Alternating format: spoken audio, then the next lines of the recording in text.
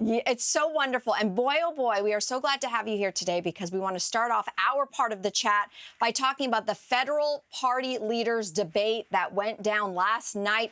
Who wants to take the first crack at it? How do you think it went?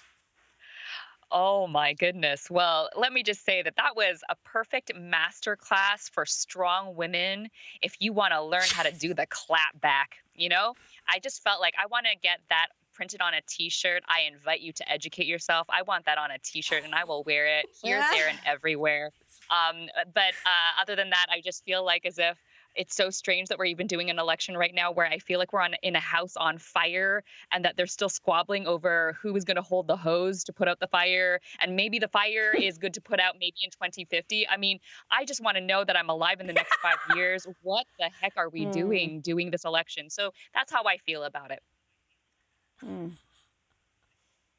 Yeah, I'll dive in that. I guess you were referring off the top there, Catherine, to Annamie Paul, because she, I thought, was very, very strong last night. And that was for English-speaking Canada. That was her debut on a leaders debate stage. So, she certainly had a point to prove to Canada.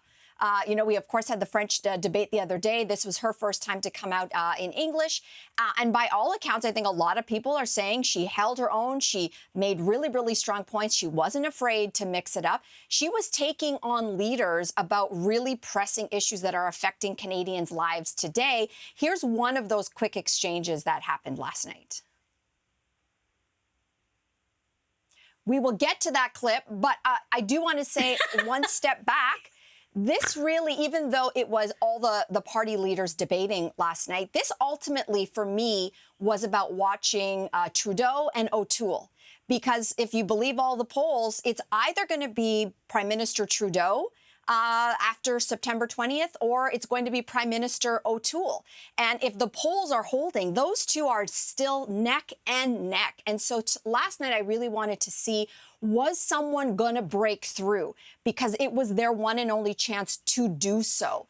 And I don't know that there was any sort of knockout moments with either of those two leaders. I was, for many parts of the debate, wondering where O'Toole went.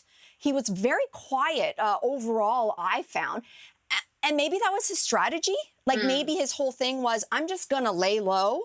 And, the polls seem to be going my way with momentum. So I'm just going to, Mel, sit here. Do you think that was a product of the actual format of the debate? That's a great question. Because the format was really, really odd. I purposely didn't watch the debates last night with my phone checking on Twitter because I have a habit of then sort of being deeply influenced by political pundits that I respect. And I kind of wanted to come at this fresh face.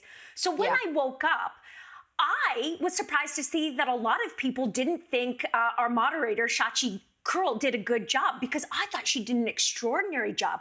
The questions were pointed. She tried to keep people on track. And I will say, after I thought about it, that I felt the format failed, because was there debate? I didn't catch it. There, That's a great question. Listen, big issues. And was there a moment to actually have those hashed out? I don't know that there was. I was going to jump in and say, can we just give 2 claps for the moderator? Because she held her ground. To me, she came across as a very strong crossing guard who was trying to get the children to cross the street safely. Okay? She was doing everything she had to do. And the whole time I was like, yes, girl. But again, I got to give 2 claps for Annamie Paul as well, because in the words of Destiny's Child, say their name, say their name. When she mentioned Selena and Jane and Jody, I'm sorry, my earrings came off, the braids came down, and I had to give her a solid standing ovation. So I don't know what happened last night. I'm still trying to make sense of it, but we have to give that moderator kudos, because she stood out and she made sure she was holding her ground. So shout out to you.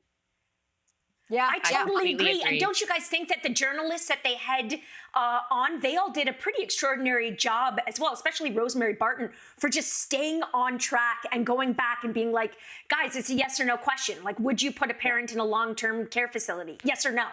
Instead of, the leader going on and talking about their 5-point plan of something that had nothing to do with the question.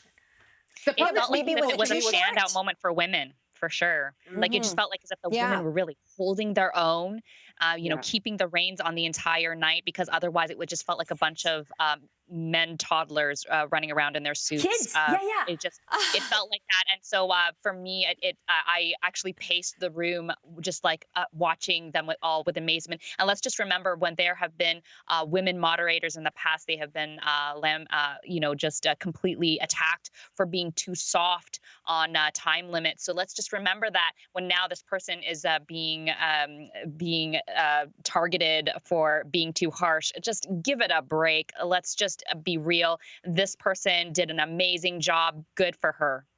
The public speaking coach in me was very proud. I don't disagree with everything you said.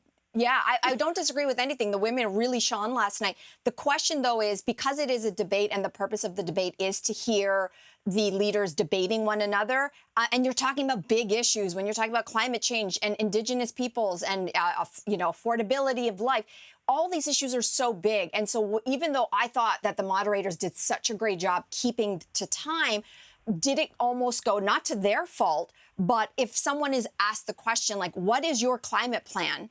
And are essentially given 15 seconds, that's not a 15-second answer, right? Like that is really robust. And so the format for me was a staccato. I was about to just get into it. There was two leaders debating something, and then it was time's up. And so there's the balance to be struck, because as a voter, I really, really did want to hear a lot of more meat, not just the 15-second soundbite, which I know everybody wants to hear the next day. I really wanted to hear substance, and I don't know that the format allowed for some things to be fleshed out the way that maybe some voters wanted to, because this is our only chance to hear them. Yeah.